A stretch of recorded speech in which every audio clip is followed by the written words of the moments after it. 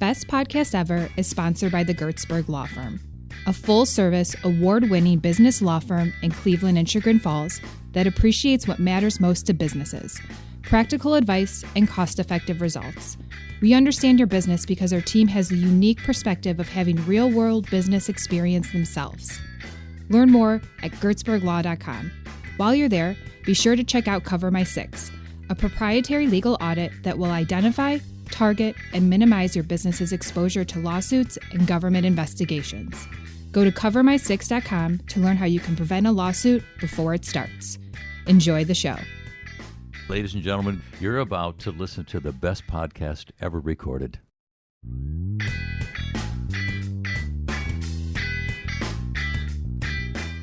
I think if you're going to live with your existence being up for grabs every single day, you need to differentiate between what does it mean to care about people and what do I have to do.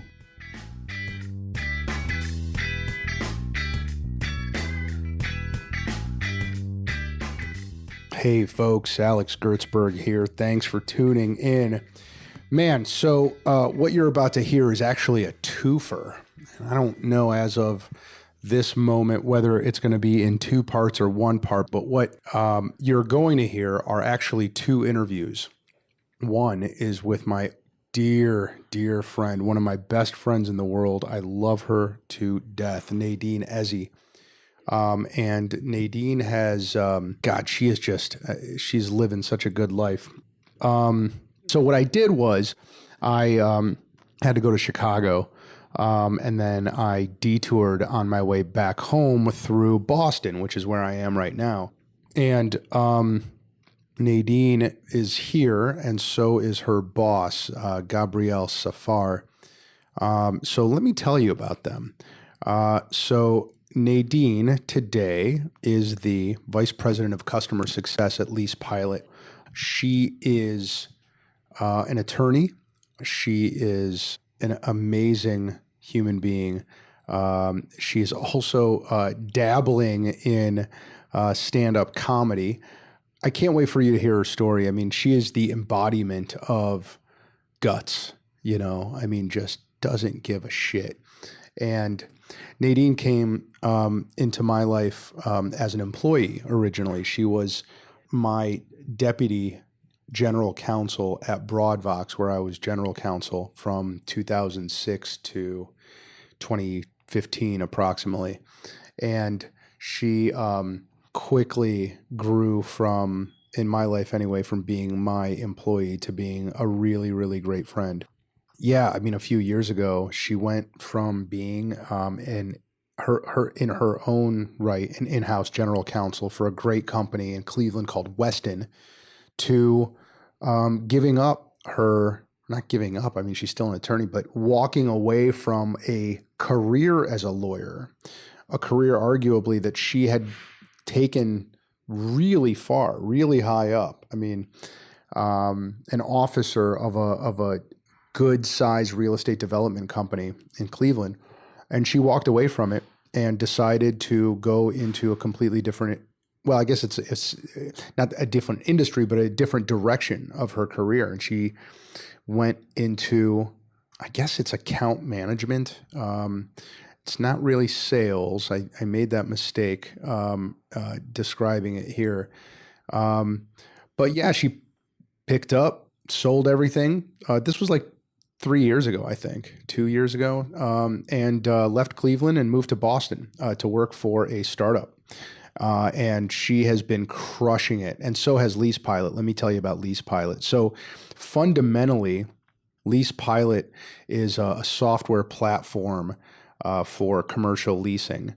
It is lease drafting software. And I'm sure if my second guest was standing here, as you'll be able to see from the interview, he'd probably challenge me on how I'm defining his company, but I'm doing the best I can, Gabriel, I promise.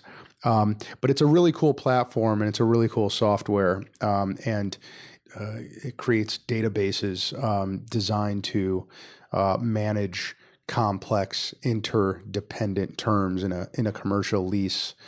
through various drafts and versions. Gabriel Safar himself is the co-founder of LeasePilot and its CEO. It's a great atmosphere up there, and they're doing a lot, and they're really disruptive. I mean, they're breaking a lot of conventions in how legal services, or what were at one time considered traditional legal services, are delivered to in this case, the business consumer, right? And I have a really special place in my heart for companies like LeasePilot. My own company, Cover My Six, is walking down that same journey. And as I've said, I've said it to Nadine and Gabriel today. I mean, a big reason I have this podcast is to learn from people like Gabriel and Nadine and listen to their stories and try to extract from them the successes and failures and stories and journeys, the emotional experiences, the existential crises, and we talk about all those things. So it's in my mind, a great couple of interviews. Let me stop talking to you and start talking to them. I hope you enjoy this double episode of Best Podcast Ever. Thanks.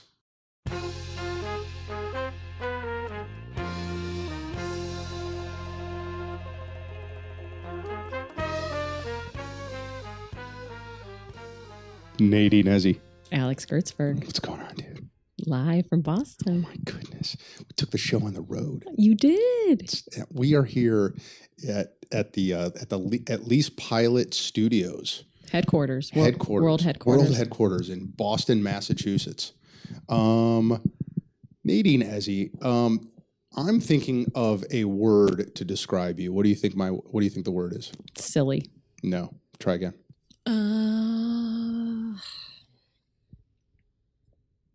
I don't know, chameleon-esque. Fearless. Really? For sure. Really? Definitely, 100%. And I'm going to ask you a series of inane questions all around that theme, around that word. Okay. Because it is true, in fact, that in the small cadre of people that I try to be deliberate about in terms of who I spend time with, and it is, I'd like to think it's a pretty small, selective group. You are one of the most fearless people I know. Oh, thank you, That's Alex. Yeah, thank man. you. Yeah. I can think of 3 or 4 things that really stand out that exemplify that word about you. And they include the day that I met you, because you took yourself out of, that was one step sort of sideways on your career path at that time. You were working for a law firm, and you said, I think I'm going to try this in-house thing, right? Another would be, this is a really long setup. I'll let you talk in a second. The day not too long ago that you became in-house general counsel for Weston. It was 5 years ago. 5 years ago, right? 5 years ago in February. Yeah, which was a pretty good vertical leap up the food chain, right? Chief legal officer for a very successful real estate company. And then one day you said,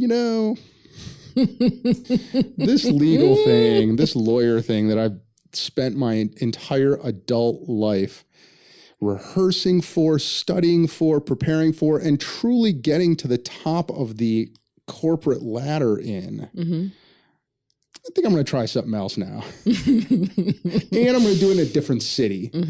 So you just picked up everything you knew, right? And sold your house and moved from Cleveland to Boston, Mass, where you weren't even a lawyer. You became a vice president of customer success. Correct.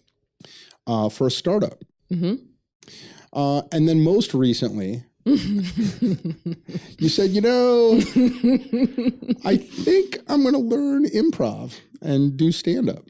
That is correct. All right. So we just hit four major quantum leaps in your adult life, right? And certainly your professional life, right? Absolutely. Which This one, coming to Boston, by far. Why? Everything else was part of my plan. I knew that I wanted to go in-house from a law firm. So that wasn't, it was scary, but the good scary, right? Like, okay, like scary in the sense that like, I've got imposter syndrome. Can I do this right? But it was part of my plan. And then becoming general counsel at Weston, I had set a long-term goal for myself when I passed the bar and started practicing law. And I was like, I want to be a general counsel one day. So getting the job at Weston, which you were very instrumental with as well, which we can get into or not, was a culmination of this plan that I had long ago. So this was not part of the plan. is this the one that took you the farthest from your comfort zone? You have no idea. Yeah. Yes, a resounding yes. Yeah. See, I thought you were going to say the improv thing was the scariest. No, I can tell you, I can get into that if you want. Yeah, we're going to get into it. Okay. Well, let's stay with LeasePilot. So how did you experience that fear and how did you overcome it? How did I experience how did it feel? Like I've been thinking a lot about how emotions like fear, anxiety, stress, whatever, manifest themselves in a way that makes a lot of people to not act, right? I mean, the most obvious things are just like when I experience those things, I get like heart palpitations and my palms sweat. And then I notice them and I become very mindful of them. And it makes me step back and pause and start like writing shit down, you know, like pros and cons and all that. You talked. Very similar. You and I have talked about this. Very similar for me. Racing heart palpitations, anxiety, if you want to call it that. Without a doubt, sleeplessness. If I don't sleep at night, something's unsettled with it. I'm not settled. I'm not at peace with something with me. Something's scaring me, or maybe I feel like something is not within my control. So if I'm not sleeping at night, I'm scared. Something is scaring me. This was so many levels of fear. So when I first took the job, I had no intentions of moving to Boston. I was happy in Cleveland. I had my home. I had my friends. I had my family. And the kind folks here at LeasePilot said, you know what? Okay, we'll let you work remotely from Cleveland, just come back and forth every now and then, which I did. And after 6 months of doing that, it became apparent to me that the only reason I was doing that was out of fear. I was afraid to leave Cleveland. I was afraid to come to Boston. I was afraid to put both feet in. I was essentially had one foot in the door by staying in Cleveland. And I realized I was lying to myself and I needed to be all in. Let's remind ourselves of what that looked like, because you left a really great job. I did. Right? I mean, you were general counsel for a super fast growing real estate development company that is still like changing what Cleveland looks like. I know. And you were comfortable, you were getting a steady paycheck, and you decided to leave that to join a startup. I did. In a different city. I did. Yeah. So having set that stage, right? So you just said that you had one toe in, but you weren't fully committed, and you recognized that was fear. Absolutely. Fear of the unknown, fear of failing, fear of going somewhere where I didn't know anyone. Cleveland was my life. People would joke, I was 216 girl. I had all the t-shirts and everything. I loved Cleveland. I had so much gratitude for Cleveland. I used to say that becoming general counsel in 9 years, I don't know if I could have done that in another city. Right. So I had love and gratitude for Cleveland. I was very scared because it's like, what if I'm making the biggest mistake of my life and just throwing this all away? But one of the driving forces in my walking away from this general counsel role and all of that was that there was this tiny voice inside of me. And it started well before I made the leap. And you ignore it, right? It's that tiny voice. It's like, you're not where you're supposed to be. Right? You're not being true to yourself. It starts out tiny and you ignore it and you push it down and you go about your day to day.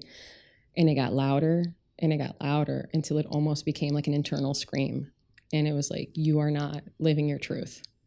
You are not living your truth. And I was miserable, not because of any external factors. Everybody around me was wonderful, and I knew I was lying to myself. This was when you were working here but living in Cleveland. This was when I was working as general counsel at Weston. Okay, got it. And then decided to take this job. So then this job, the universe delivered this job to me. And then I still was like, one foot in the door, 1 foot. And then I decided to make the leap, and I was afraid. I was afraid to let go of my house that I loved. I was afraid to let go of my car that I loved, the stuff. But, I had this 2,200 square foot house in Cleveland, and that stuff can't come to a 700 square foot apartment in Boston. So I started liquidating, and I sold it. And I tell folks that it was once I started, I couldn't stop. I realized I was shedding things that no longer served me. The house sold within 24 hours of going on the market, right? I got rid of the car. I sold about 3/4 of the furniture in the house, like things I was just selling, and I couldn't stop. And I felt like I was getting lighter and making room for the next chapter of what mattered. That's interesting. You hear that every once in a while from people who shed all material possessions, right? That they suddenly feel completely liberated. Total liberation. Yeah. I came here in a U-Haul with everything that I owned. Not as a college kid. Yeah. You were 36, 36, yeah. I loved how you just described this ever louder voice that went from dull quiet to screaming. Mm-hmm. Can you remember the day or the moment or the week, or like, was there did you get out a piece of paper and make a pros and cons? I mean, what can you describe any more than you already have what that decisive moment looked like?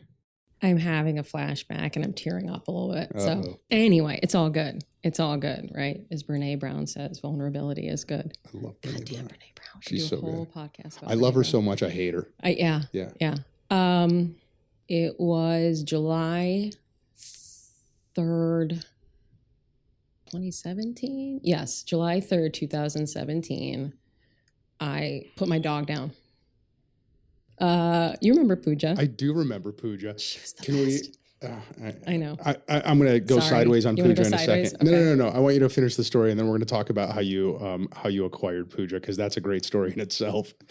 But you go. Anyway, she was the best, and she got cancer, and she went pretty fast. And I'd never put a pet down before, which I know I'm sure all of your listeners have done. It's very hard. It's a gut-wrenching thing to do. It's heartbreaking. And so I put her down, and you a part of you goes with them. And I came home, and it was a wreck. And anyway, the next day was 4th of July, so I didn't have to go into work, and I went into work on the 5th. And I don't know, grieving does things to people, right? You see things, you feel things, it wakes you up, it slaps you in the face, whatever it is. And I said, I have to make a change. I have to make a change. If I have to start being true to myself. I'm lying to myself. I am not being true to myself. And I got to start being true to myself. And it means not doing what I'm doing anymore professionally. And I had been ignoring this gravitational pull for months, where I felt like I'd wanted to abandon the active practice of law and more so be on the business kind of entrepreneurial side of things. But I told myself not to do it for a number of reasons. Who are you to even do that? You have no experience. Who do you think you are? Fear. And then I just woke up and said, it's now. And my grandmother died a couple weeks after that, at the end of July. It was a summer of loss.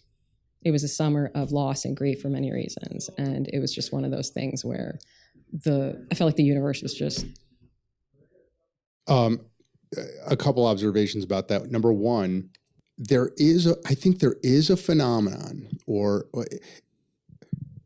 a significant emotional event creates other significant emotional events and actions, right? And I don't know what that is or what that's called, but you hear about it in the context of, well, like a divorce, right? A death in the family, you lose your job, and then suddenly and some people call it, one door closing, another door opening, but I think it's more than that. I think that there is a state that you transform from and into when you have one of those events and you start experiencing feelings of courage and transformation or whatever. Mm-hmm. So that's one. The other thing, by the way, that I didn't mention before when I was talking about, I was blowing smoke up your butt and saying how you were at the top of your game. You were a really good lawyer.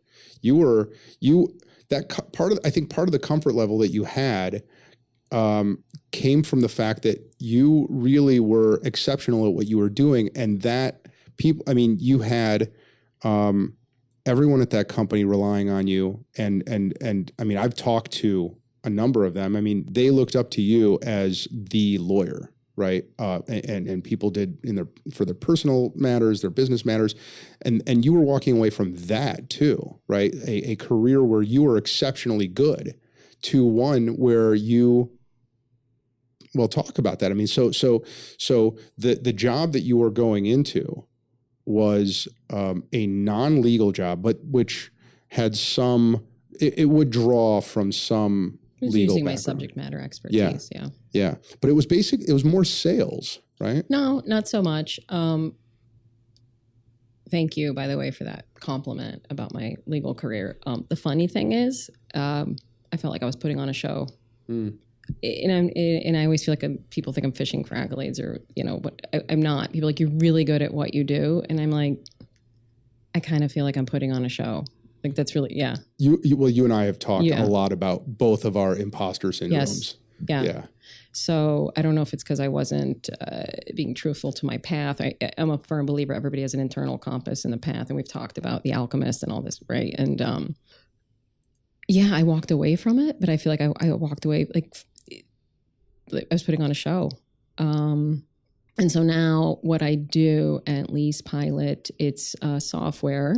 I was a commercial real estate attorney when I was GC, and this is a commercial real estate software. It's automating the drafting of commercial lease agreements. And our customers are people who are in-house counsel, general customers. They're basically where I was 2 years ago. So my job and my department's job is to, as the title suggests, ensure that they are successful with our platform. So once the sale concludes, they're passed on to my department. And it's not uncommon for them to be skeptical. They've been doing leasing using papers and Microsoft Word for how many years? And now they're, we're going to audit total change management completely. Right. So having somebody sit across the table from them that was in their seat just 2 years prior and who made a leap and left all that to come for something like this and believes in it. It provides an element of trust when you have somebody sitting across the table and you're with them from day one all the way till they're using it. And I couldn't figure out why I love it so much until very recently. It's a form of helping people. It's truly a form of helping people that I never truly felt when I was practicing law. People need you and you're helping them day to day, making their lives easier and better and all that. And you're forging relationships, which you and I talk about. I love people and I love learning from them in relationships. So, I'm drawing upon what I did as an attorney now to help folks who are taking the next step and, automating things that have been the same way for a long time, which is not easy at all. So that was 2017. That I joined in November of 2017. Okay. So it's been almost 2.5 years now. Were there feelings of insecurity when you got here? Gee, oh my gosh. Are you kidding? Yes. How did you deal? Well, and where did they come from? Was it from the lack of background, the drinking from a fire hose of all this? I remember you and I were talking about it early on, and you said that there's just so much stuff to learn. It was a number of things, like just moving to Boston, right? So many folks at Cleveland are like, what are you doing going to Boston? Right? There are a bunch of mass holes over there. They're so mean. Like, why would you do that? Like, they're going to be so mean to you. So I came in, like, I think I'd only been here once my whole entire life for a wedding. And I was like, oh my God, what have I done? Like, where am I going? Like, what's going to happen?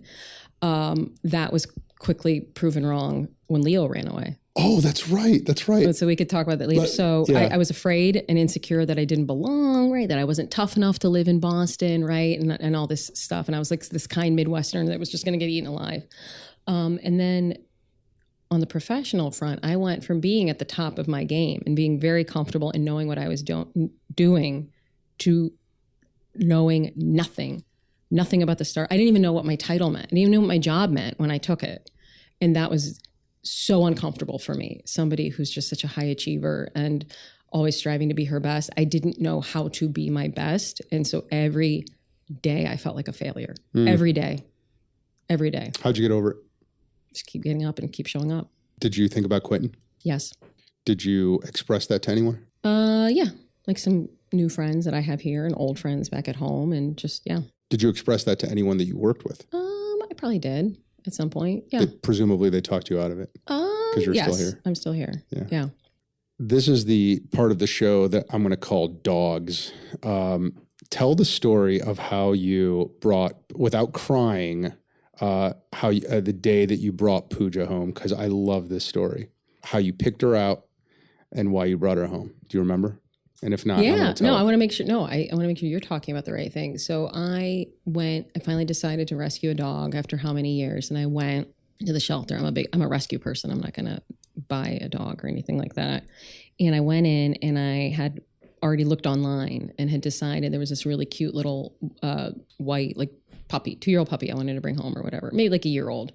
And I got there, and the staff was like, "Are you looking for a high energy dog?" And I was like, no, this dog needs to match my tempo in life. Absolutely not. They're like, and we're talking, right? I'm talking to the staff, and there's just this dog barking. And my good friend Helena was with me, and she was like, "Girl, this dog is just locked eyes on you and will not stop barking."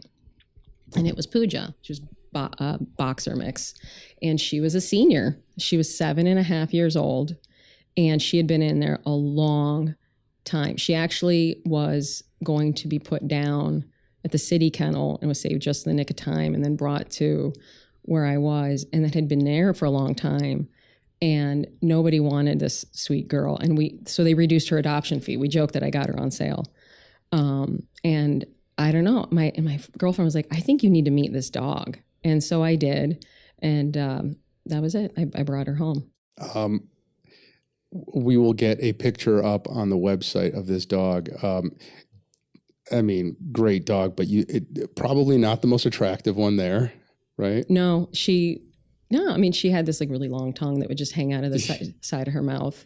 So she wasn't necessarily photogenic. She was sweet once you brought her home. And wasn't she like, didn't she have like a bad leg or something like that too? Or am I crazy? Well, that was later because of the cancer. Oh, that was later? That was later because of the cancer. There was something else. No, you might be thinking of another dog. No, she was great. She was good. I love that you saved that dog from certain death. I did. Yeah. Well, and as they say, she saved me. Oh my, would you stop it? Wait. I feel like you're thinking of a different story. I could tell by what did you mean just now when you said she saved me? Because of the move? No. She was well before the move. Well, no, I know, but you moved here when she died, and that was... Yeah. Oh, well, Pooja, that's a whole... I mean, I've always struggled with vulnerability and, opening up and showing... I always feel like I have to be tough, right? And I'm not allowed to fall apart. And, a dog teaches you the true meaning of unconditional love, even on your worst day, when that imposter syndrome is just all you feel, and like in your bones and in your blood. That you come home, you know what I'm talking about. I do. And that dog's like, you're the best thing in the world. Yeah. And so. Yeah, dogs are never mad at you. Never. Unless you don't feed them. Yeah. Or even play still. with them. Yeah. Yeah. So tell the Leo story. Leo getting lost. Well, so Leo you got in Cleveland, right? Yes. So I got him about a month and a half after I started this job. When I took this job, I came here for about 6 weeks of training. And when I went back to Cleveland, I came back into my house and it was way too empty. And I was like, okay, it's time to get another dog. So I went and rescued Leo. Again, I went for another dog, a senior dog. I had vowed that I would rescue only senior dogs from here on out because nobody ever wants the senior dogs in honor of Pooja. So I went in to rescue a senior dog.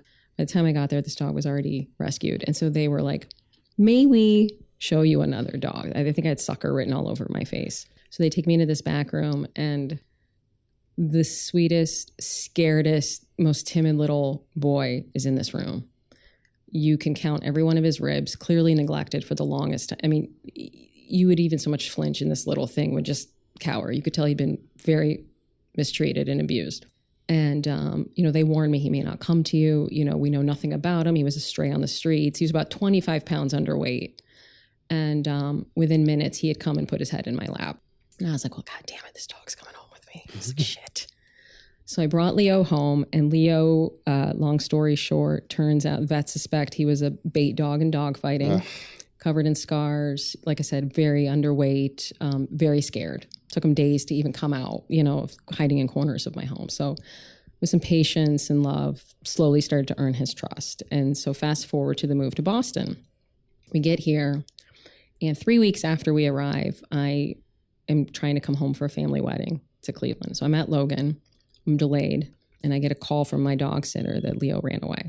And she's beside herself and in tears. And she's like, I'm sorry. We tried to get him, and we lost him. He took off. So And you had just moved here. 3 weeks prior. Yeah. 3 weeks prior. And this was my biggest fear moving here because he's a skittish, special needs dog. Yeah. And I was like, if this dog runs away in the city, I was terrified. So my worst fear is coming to life. I don't even think, I turn from the gate and I just leave Logan. I don't even get on the plane. And I come back to the neighborhood, and it's about almost midnight at this point, and folks are still out looking for him. There's already people that I don't even know. Like a little task force has already formed itself. And I get there, and we look for a little bit, and then we go to bed, and I wake up the next morning where you think it's a nightmare, but then you realize it's true. And so began 10 days of looking for Leo.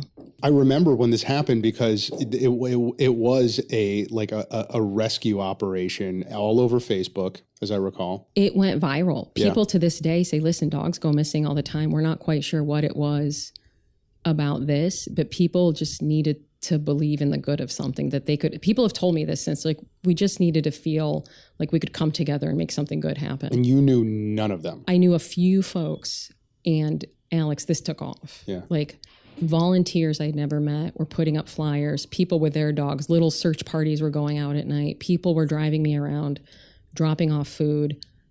I remember one day it was like a torrential summer downpour, and two girls who are now friends of mine were driving me around. I said, okay, guys, let's go home. They're like, it's just some rain.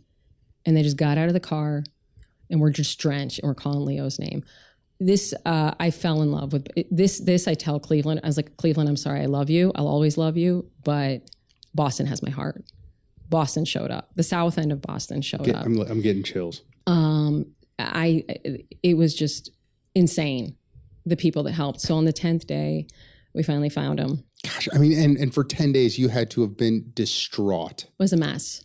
I was getting up at 4 a.m., looking for about 3 hours every morning before work. I would come to work, and then would just go with the help of Good Samaritans and look till about midnight every night. So on the last night, it was one of those religious moments that you and I talk about. My body couldn't go anymore. I was logging like 15 miles a day on the Fitbit or whatever, just on foot. And that little voice that you and I talk about, something started whispering inside of me. And it was like 8 p.m. on the last night. And something said to me, go home. It's time for you to give this up to something bigger. It's time for you to have faith in something. And it was whispering, and I started screaming. It said, go home. It was like this beautiful summer night. I remember, those summer nights where like the sky looks like paint strokes, right? Brush strokes, right? And I looked up, and I was so tired I couldn't go anymore. And I was like, I am not good at giving up control. And I just looked up at whoever's up there, and I was like, I'm turning this over to you. And it wasn't so much a bargaining moment because I don't do that anymore, but it was like, I'm listening to this voice now. If you just bring Leo back, I promise you to continue to listen to this voice for the rest of my life. Wherever you want to guide me, wherever you want me to go serve you. And so I went home. I cried for about a good hour because I knew there was nothing else I can do. I went to bed. 3:30 that morning, I got a call from the volunteer that was helping me that we got Leo. Where was he? About 15 minutes west of the city. We trapped him. So like 3.5 hours later, we had him. Oh my goodness. Yeah. Nadine, I'm not much of a believer, as you know, but it's stories like that make me wonder. That's outstanding.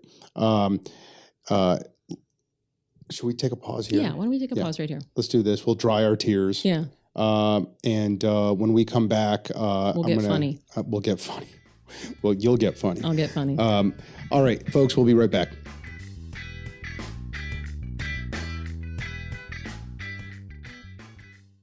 Hey folks, Alex Gertzberg here.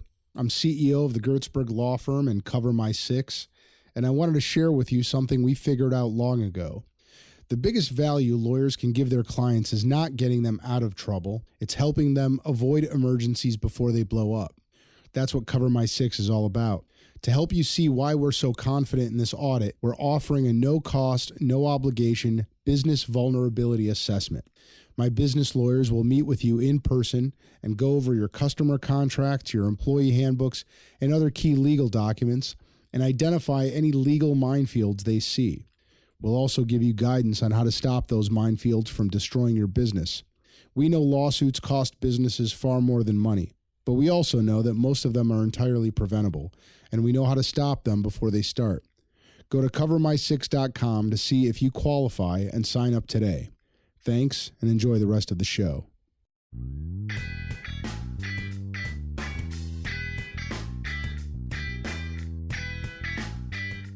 Nadine. Alex? We're never going to get to all of the examples of fearlessness that we could in the short time that we get to visit with each other. So let's talk about the most recent and what I would have thought was the most significant example of fearlessness, which is the day that you said, I think I'm going to get my ass up on a stage and do stand-up. I remember that conversation that we had on the phone when you said that, and I can't remember what food I spit out of my mouth when you said it, but yeah, and then you did it and you joined an improv class. I mean, what? So walk me through what that thought process was and how you did it. I'd like to think I've always been a person with a certain propensity for humor. Agreed. It started as a young child, obviously, to hide insecurities and things like that. Like make them laugh at you before you, make them laugh first before they laugh at you kind of thing, right? Which I think you hear that a lot from comics. Yeah. Right? Yeah. Like you already feel insecure about yourself. So I'm going to call it out before you can call it out kind of thing. And I just very recently have realized like that. I look back on it, but now I truly just love humor and laughing and making people laugh. So it was just one of those things where you just hear over and over again, Nadine, you're really funny. Like, have you ever thought of stand up? And I would just dismiss it before. I'm like, listen, I'm a lawyer. Like, I can't be doing that. I don't have time for that shit. And as I came here to Boston, people were I was hearing it more frequently and they were more adamant about it. Dear friends, your next guest, LeasePilot's CEO, people really strongly encouraged me, like, you really should do this. You should do this. And finally it was like, why not? Why not continue this trend? So yeah. You had been thinking about it for how long? I never really took it seriously, but it was about 3 to 4 months here in Boston of just hearing it from people over and over again. And I decided to just finally take the suggestion seriously. So I signed up for an 8-week intro to stand-up comedy class at, shout out to Improv Boston in Cambridge. Okay. How long ago was this? Almost a year ago. It was last March of 2019. You said something to me about it. And gosh, I hope that I can cue you to it. But it was some instruction that was shouted out to you. And yes. I think, do you remember? Of course. You go. Yeah. It was the first class and I showed up and I think I was the oldest person by about 15 solid years, except for one of my other classmates. Everybody's like in their early 20s, mid 20s at most, grad students. And I'm like, oh God, I'm an idiot. What am I doing? Like, I'm such a clown. Like, what am I doing? But the instructor was really cool, veteran comic. And, he got on stage and he told us there's really only 3 keys, 3 things you need to remember about comedy, right? If you hold true to these 3 things, you're fine.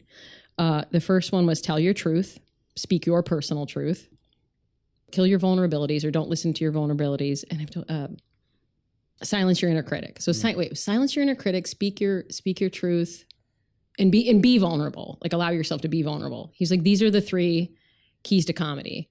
And how it's amazing to me that those are just good life exactly, lessons, right? Like independent of comedy, but yeah. You're up there bearing your innermost.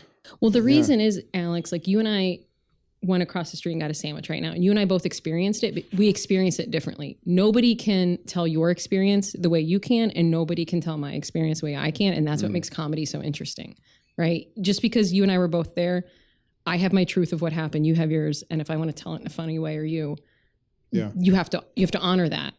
So over the course of 8 weeks, are you doing stand-up or are you doing improv or both? Stand-up. Did you find it difficult? Yeah. There are weeks you just didn't feel funny. Like maybe I had a really rough week and I didn't write anything because I was just in a shitty mood.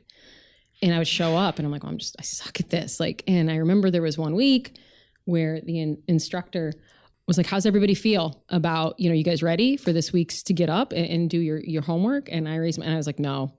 And he was like, why? And I was just honest. I was like, I had a really shitty week and I just don't feel funny. And like 5 other people were like, oh my God, I was too afraid to say the same thing. But yeah, I don't know how to be funny when like I'm sad. And, right. it sparked this really great conversation about how he was like, yeah, you guys, life's going to get in the way sometimes and it's okay. And so the class was validating to just continue to speak my truth more and more and know that it was okay. My colleagues around me, my classmates were feeling the same way. I was giving them a floor to kind of, and because I was the oldest person, I just felt like I was okay to be the asshole that was just always like not prepared. But it was amazing. Yeah, it was great. I have been privileged to be one of the few folks to whom you have texted audio clips, and the speaking your truth thing you're doing because your comedy, I mean, you're talking about your mom, you're talking about like Lebanese traditions and it's freaking hysterical. Is it cathartic? It's addictive. It's cathartic and it's addictive. I even to this day, I'm very nervous before I get on stage, like hands trembling, the heart palpitations, like, oh, everybody's going to hear my voice quiver. It's going to be amazing. When I get on stage and grab the microphone, it's amazing. It's magical how it goes away for me. And it just perpetuates this truth that I need to keep doing this. So you've been doing open mics. Mm-hmm. What is that experience like? It's awesome. So open mics are other comedians where other comedians come to test out their material. So you typically have other comedians in the audience, and it's not uncommon to see somebody go on stage with reading off note cards or their phone, or, it's a very supportive environment. They encourage you. It's okay if you slip up. It's where people are practicing. So you can get up there and be like, I've never done this before. And you're just going to get a round of applause because everybody knows that took some balls for you to get up there now. So it's where you just get up and work through stuff. And it's been a lot of fun, especially when you actually make people laugh. You're like, oh, dude, I just made people laugh. You told me that you bombed the other day for your first time. I did. Talk about it. So it was the day after the Super Bowl, the infamous, amazing halftime show by J-Lo and Shakira. And for those of you who remember, at one point, Shakira looked right into the camera and did what a lot of people are calling this tongue flicker. It's called the zakruta, and it's a traditional Arab like celebratory. Isn't it ululating? Is that? I think ululating is like the verb, and the act itself is called a zakruta in Arabic, right? And so growing up, oh my God, right? The old women at the funerals, at the weddings, and as my cousins and sisters and I got older, we started doing it. I mean, it was a big part of who we were, and so I did a bit on how growing up, we would do the zakruta, and I even took it a step further and did a really loud one on stage. It was dead crickets. There's crickets in the audience, Alex. But you have to own the act and keep going. And so I kept going on about how we would do it as a family. You're up there. It's kind of like a half scream, half. Do you want me to do it? Yeah. Let me paint a picture for the audience as well, right? Again, I tend to be one of the oldest people, right? A lot of these fellow are like, this particular night, usually there's a good turnout of women. They weren't there that night. So it's like 97% 25-year-old white males in the audience. And then your homegirl on stage going, la, la, la, la, la, la. And they were just like dead silence. Oh my God. So I made a joke how every time I do that, I look for Homeland Security to come get me. And I was like, I think I need to worry about you guys getting me tonight. And then didn't you say somebody said something to you afterwards? Yes, I got off stage And this guy, and I think he was being genuine, he was like, that was really funny. This isn't the right crowd for that. What is going through your heart and mind when you are on a stage and no one's and you're trying to make everyone laugh and no one's laughing? It's it wasn't so bad. I mean, I've been through more awkward things in my life, and you can attest to this, but I found myself getting nervous, and you're allotted 3 minutes, and I think I got off the stage after 1.5. Like, so I learned that I want to stand through the discomfort longer next time. I watch other comics do it. Like, they just, you go through it. It's part of it. You have to bomb. You have to bomb over and over again. It's just like in life, you have to get back up and keep doing it. So, have you, so you did the class a year ago. Yes. And you've done some number of open mics. Have you taken anything that you've processed or learned either in the class or on a stage? Has it helped you see the world or walk through the world differently in any way? Yes. I used to see humor in a lot of things. I see it in everything now. There's humor every day around us in the smallest things, right? Like just the other day I was crossing the street, walking here to the office, and a guy was crossing an intersection, like reading a book as he was walking across it, like they're just reading a book. And my brain just started going about all the jokes I want to do about this pretentious douchebag in Boston crossing the street, reading a book. Like, he's going to die, but at least he looked like a, pretentious douchebag doing it. Like, my mind starts to go. And so I pull out my phone and I'll dictate ideas, and it's just, it's really enjoyable. I noticed that, like, so I love that you're doing this, and I love comedy. I love stand-up comedy. And I lately have been paying attention to, like the insult comics, like Dave Attell and Jeff Ross. Bumping mics. Oh my God. I just watched it for the first time the other day. Oh my God, I'm addicted to it. So Dave Attell was in Cleveland, and Tiffany and I went to see him, and he brought his one's a feature act and one's who are the first and second guys? What are they called? Whatever they're called. Something. Opening acts and headlining acts, or I don't something know. Like that. I don't know. It's something like I'm that. I'm not that good yet to know. He brought them up on stage, and it was clearly intended to be them, like a bumping mics kind of situation where they're insulting each other.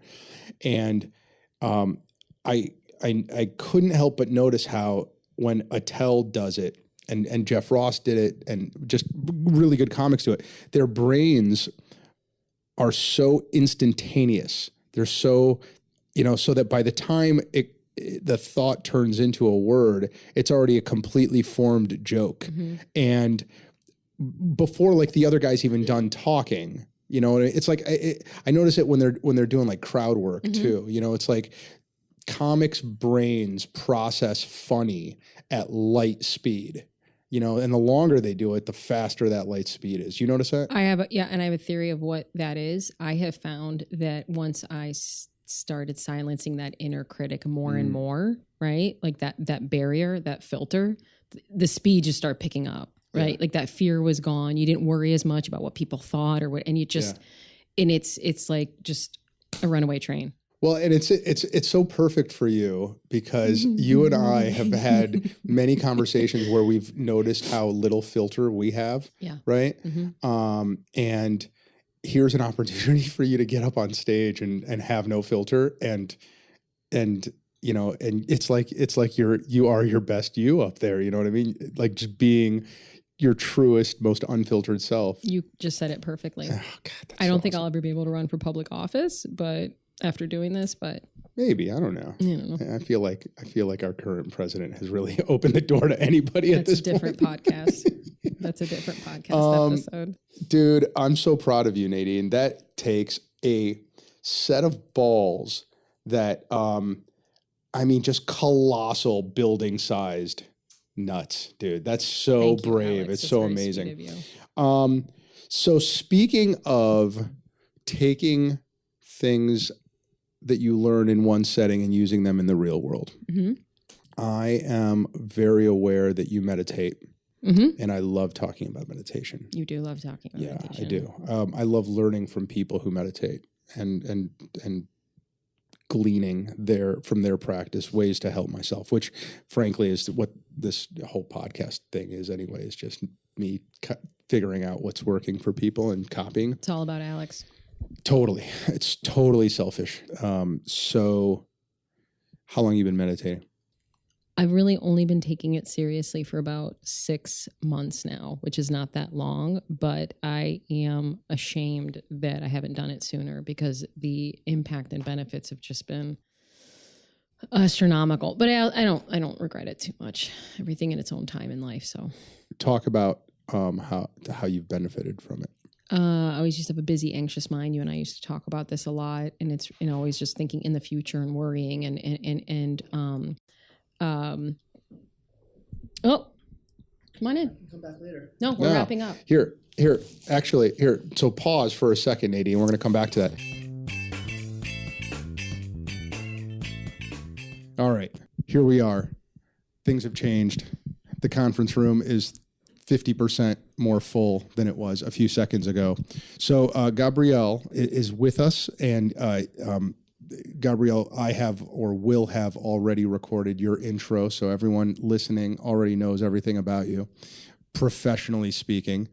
We're going to finish up this meditation discussion right now, and then Nadine has to skedaddle and go do real work. And then we're going to move that into an interview with Gabriel.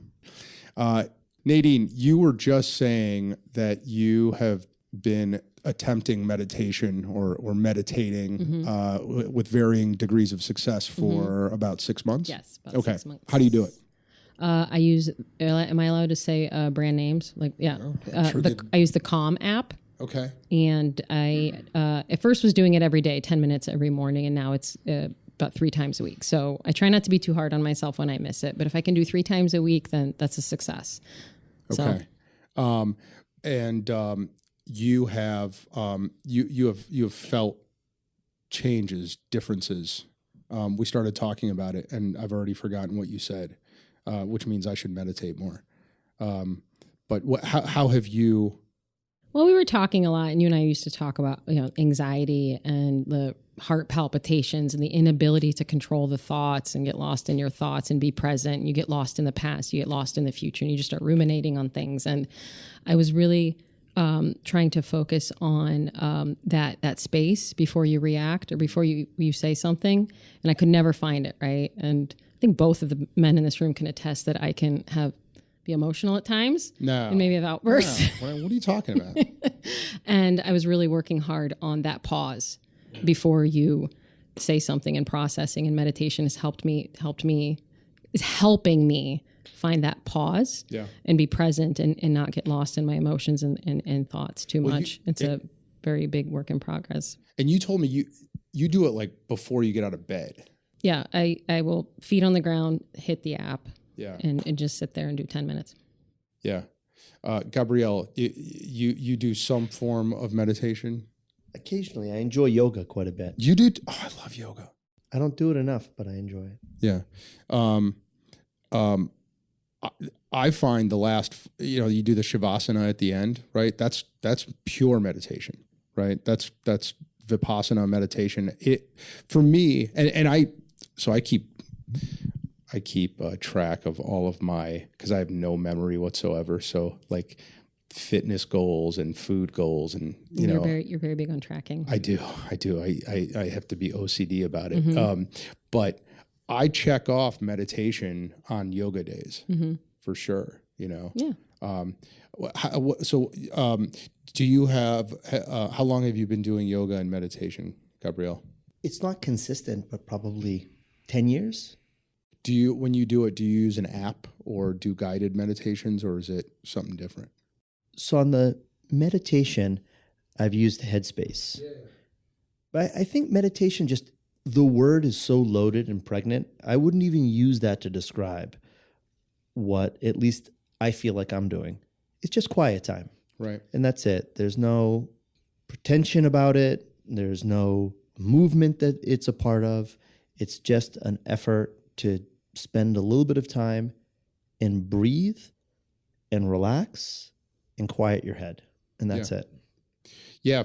So I've made no secret. I drank the meditation Kool-Aid years ago and found it to have such, to be so impactful for me that I notice when I don't do it, and for me, at its most basic function, I guess, is it gives me a chance to listen and notice to what my mind is doing on its own, on autopilot, and that's created for me an awareness.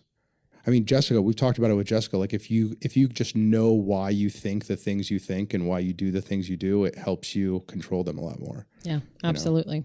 All right. Well, that's all I wanted to talk about meditation wise. And Nadine, I know you got to split. I do. I have to go work. That was awesome. Thank you, Alex. So much. Thank you very much for your time.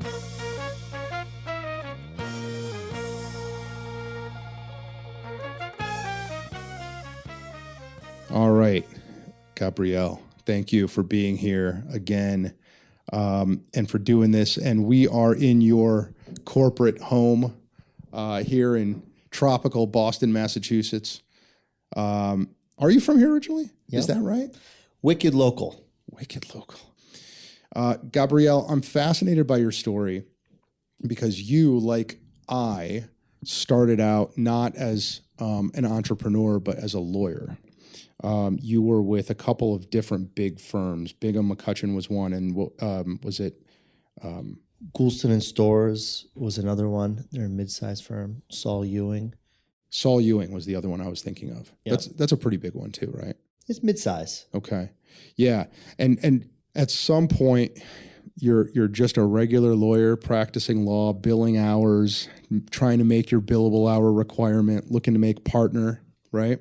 Yeah. And you decide this track just ain't for me because I've got an idea, and I think that this idea can fill a need that's out there that isn't being met and that can make me money, and then I can blossom into a company, right? In general, did I describe your thought process correctly? So the way that I had my moment of realization was probably not the same that other folks did. Relatively early on, while I was at a firm, I was generating a good chunk of business on my own. Okay. And so as a relatively young lawyer who was an associate, generating business was something that was great, and the firm was pretty excited about. And so they hired me a business development coach. Okay. And that coach, made an interesting suggestion. He recommended I read and think about like the long-term future. And he said, you can sit here and you can go and we can come up with a plan and you can hustle and meet people and try to build your business, all of which is important, all of which you should be doing. But that's not a substitute for thinking big picture. What do you want to be doing in 10 years? What do you want to be doing in 20 years? And he recommended I read a book called Tomorrow's Lawyer by Richard Susskind. I don't know if you're familiar with that. I am. Yeah. So Richard Susskind is a legal futurist out of Oxford. And in reading that book, it was one of those books that changed the way that you think. And so the overwhelming observation after reading that is like, what the hell am I doing? What is this practice? What's the purpose? And why do we do things the way that we do them today? And once you start thinking about those problems the way that Professor Susskind framed them, it was kind of impossible to think about the way that I worked in the same way that I did before, or to not be conscious or aware of the behavior and much of the silliness of what I did day to day as a transactional attorney. And quite frankly, the way I think the entire legal industry is organized. It just becomes so painfully apparent that you can no longer ignore it. And as I was thinking about those things, sort of inspired by this book by Professor Susskind, I thought about myself and I said, okay, no matter what I do, every single client that I have thinks that it takes too long. No matter what I do, my bills are always too high. And at the end of the day, what's my work product? It's about 120 pages of letters strung together that nobody really cares about once they're done and signed. So who am I? Well, I'm a high-priced, labor-intensive person that produces a largely irrelevant, useless product. Is that what I want to do with my life? And the answer was no. And so then you ask the question, why? Why are these type A, educated, capable people, not just myself, engaging in labor-intensive activities and delivering products that are largely irrelevant? Why? Like, why? And so that's really what drove LeasePilot and drove what I did. Was once you start thinking about these issues and problems, it's pretty hard to sort of put your blinders on and just move forward without recognizing the greater context within which you operate, and which was just deeply unsatisfying and largely nonsensical. Had you already had the idea for LeasePilot at that point, or which came first, reading that book or generating the idea for this service, this product? Reading the book. Okay, interesting. And that led to LeasePilot? It led to thinking. Yeah. And spending time thinking led to me understanding my own position in the legal industry and trying to understand and think about, what are we doing as an industry? What are the strengths and what are the weaknesses? And how should it be different? It's been a while since I read that book, and I remember Susskind has another book that was, I think, before that one. That I can't, the Law Firm of the Future or something like that, right? It was got the End of Lawyers. The End of Lawyers. Yeah, and that's the one with the black jacket cover. I read the one with the white jacket cover. Tomorrow's Lawyer. Okay. Less pessimistic and less. But what I'm remembering from those books is that they were big on automation. They were big on outsourcing, right? Do you remember what you read in those books that stands out to you today? Like, is there anything that really, as you sit here now and you think about, having the benefit of hindsight, that really kind of jumps out at you? Yes, there's a couple of things. I think one of the fundamental, I'd say, characteristics of the way that lawyers practice law is they practice it in silos or in isolation. And for a law firm, what is their work product? A document. That is their work product. One of the points, and I can't remember back to the book, if this was the point that Richard Susskind made, and to the extent it is his point, he should get all the credit for it. But what I took away, at least I take away now, is the idea that a document has any intrinsic value in itself is silly. And the practice of law only has value in the context of commercial engagement and commercial activities, which encompass many things beyond the creation of a document that can get litigated or that can be referred to at some point in time. And so what I find is short-sighted is there are so many opportunities to think about systems and to think about how the things that lawyers do or should be doing create value for an overall organization by looking at the larger picture. How does the way that we manipulate and prepare agreements, how can that create value downstream for the consumption of information if we do it in different ways? And that's largely what LeasePilot's involved in. But there are many other aspects. And so that idea that looking inwardly and limiting a lawyer's perspective to this idea of a document in and of itself having some intrinsic value and revealing that it doesn't was an eye-opener. Yeah. Keep following that road. So walk us through that series of eye-opening reads, and you go back to the firm, you're working with this coach. Walk me through the major events that happen on the way to founding LeasePilot. So that was one book. A lot of it is tied to reading. I'd say the second book that had a really big impact and that probably followed reading Susskind was reading The Innovator's Dilemma by Clayton Christensen.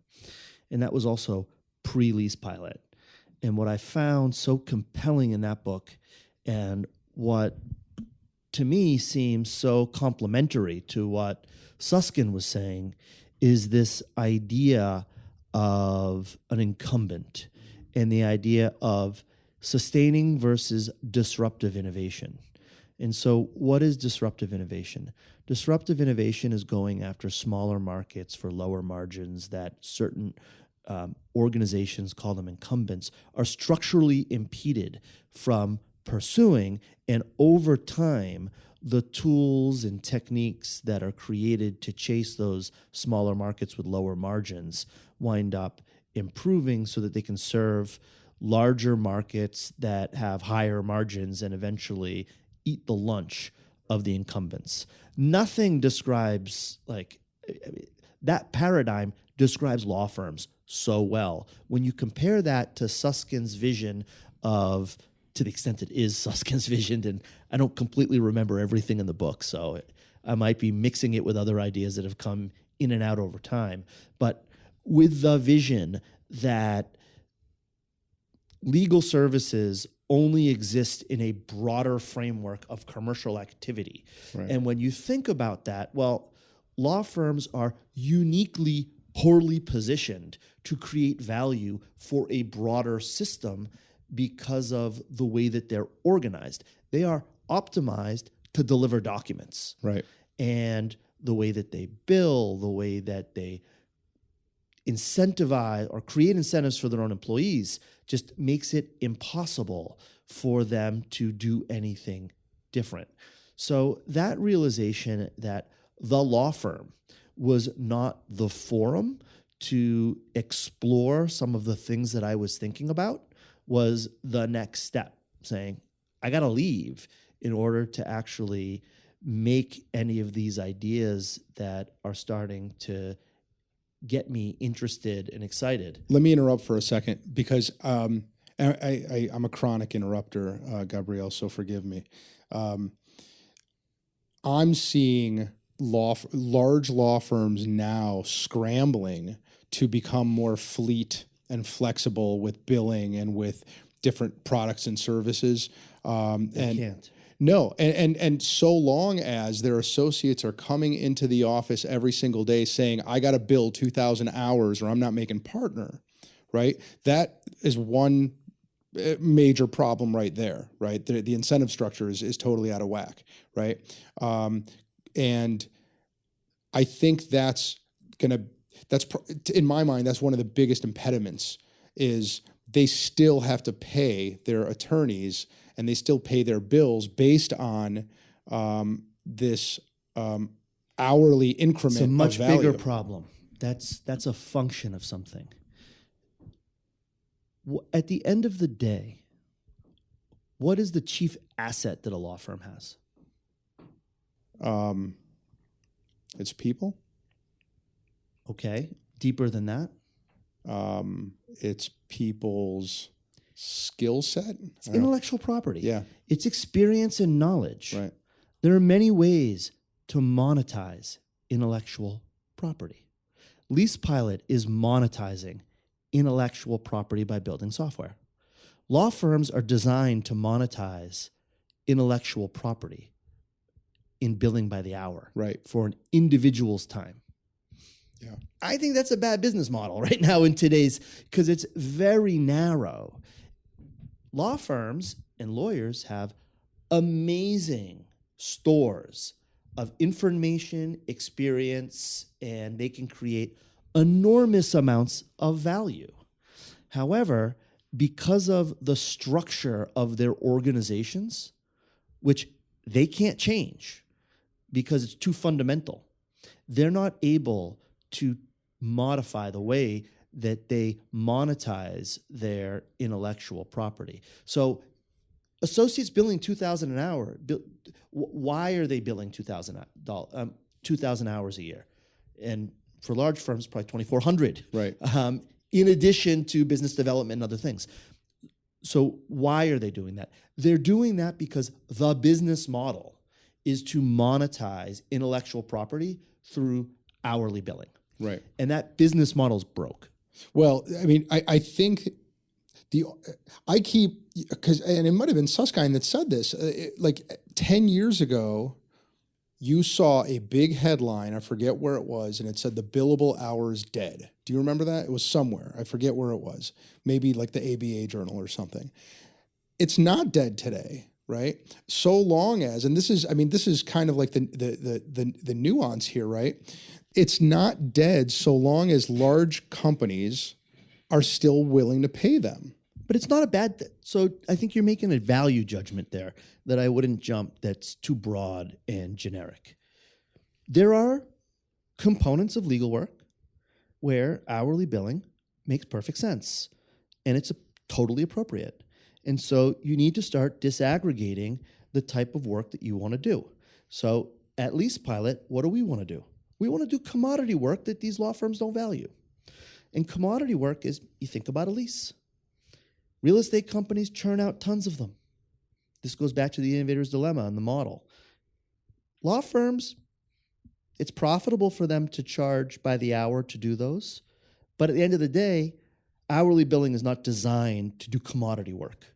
And systems are more designed to do commodity work. Now, when you do bespoke types of agreements, I think hourly billing makes a lot of sense because there's not a high volume of them. It requires a lot of sort of thinking about the individual circumstances that need to go into tailored agreements. And there's no way that I can think of to adequately monetize that other than having it like a time and materials approach. Makes perfect sense. The interesting thing about the law firm that you need to ask yourself is that if they're designed to do hourly billing, and if commodity work, which they make a lot of money doing commodity work, starts to go away and starts to get monetized, the work becomes sort of the province of companies like LeasePilot and other things, you're going to have a larger and larger group of people chasing a smaller and smaller segment of work because the truly bespoke work that requires hourly billing is a relatively narrow set of activities. So I took us sideways there. So the last thing you said along the journey was I knew then that I had to leave. Okay, so this was a decision that you made. Was it at Bingham? Was that no, it was Saul Ewing at that time. Saul Ewing. Okay, so keep pulling that thread. You make the decision. What do you do? So there wasn't it wasn't a point in time decision where I said, okay, I'm leaving. That's it. Didn't happen that way. That's too risky. So at the time, I worked with a guy, Jonathan Eskow. Jonathan, no longer with LeasePilot, but was a co-founder. And in working, he was a mentee, and I was his mentor. We were at lunch. I was sort of pontificating on all these things that I've been thinking about and had, complained and said in my leasing practice and thinking about, Suskind's book and about the innovator's dilemma, when you add it all up, and think about leasing, what we're doing doesn't make any sense, and here's an approach. And John's response was, well, let's do it. Let's just do it. And so after that lunch, John and I started spending time initially in our office, just shutting the doors, sort of planning how we would go about putting together some sort of system. What are the questions that we would ask? Over time, we started, we hired a engineering firm that had a UX designer to meet with us sort of at nights after work in the CIC, and we would start planning out, like start prototyping. And What's the CIC? Is the Cambridge Innovation Center. So it's pre-WeWork type of joint offices. And this engineering firm, Rails Reactor, they hooked us up with a UX designer. John and I would go every night. We would meet with the UX designer. We'd start laying out what our vision for something like LeasePilot would be. And we would go through a series of exercises to turn it into prototypes.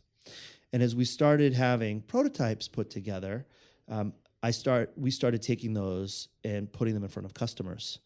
At a certain point, at that point, I had a lot of responsibility at work. I was managing accounts, managing customers, had my own business, and it became totally not manageable. I was fighting with partners. I need you to be here at this time. I can't be there. Why? Because I have a thing. What's the thing? Lawyers ask detailed questions. The thing's a thing. What do you mean? It's private. Right. And at a certain point, you just start shredding your relationships. So at that point, I said, I remember meeting with Boston Properties and meeting with a number of the attorneys and executives over there. And I got confident that there were legs behind the direction that we were going. And so that was a really important point. We spent a lot of time doing this at nights, late at nights, and on weekends. Doing what specifically? Like business plans? Okay. Business plans is just something that people write books about, and total waste of time. That's silliness. Business plans. I did spend time writing a business plan. Never looked at it after I actually learned how to start building a business. But a lot of that time spent understanding our customers and learning how to inhabit their headspace.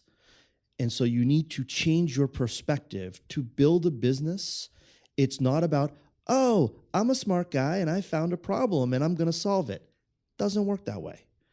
You need to create empathy and put yourself in the shoes of someone who consumes something and uses it, and making that mental shift from whatever you're doing to inhabiting the space of the person that will use what you're proposing.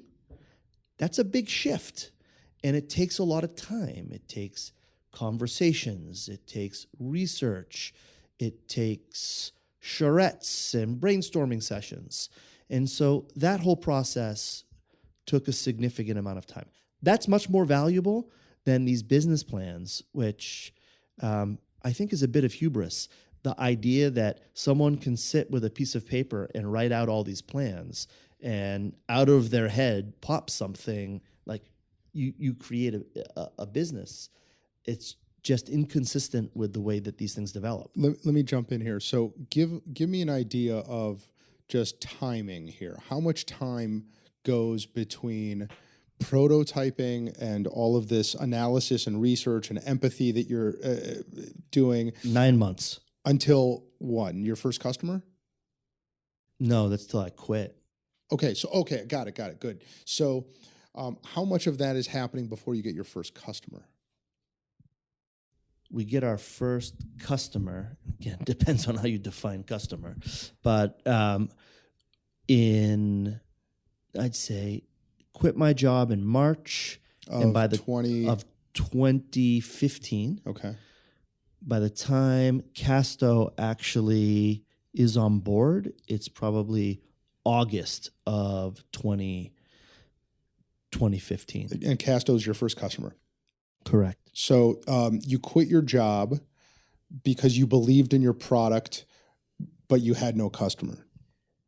Because I quit my job because the pain of staying in my job as it was too great to continue to stay there without shredding all the relationships. Right. So I would have stayed there as long as I could have Yeah. and been able to manage both. But at some point, you just need to make a choice. Right. So between your resignation, Saul Ewing, Yes. And your first customer, and I'm going to say first paying customer, because I presume you had someone that you might have been beta testing with. Nope. No. So okay. So you went right into it. You had a product, and you said, Nope, we didn't have a product. We had some pictures. Okay. So all right. I've got nothing but questions here, but I'm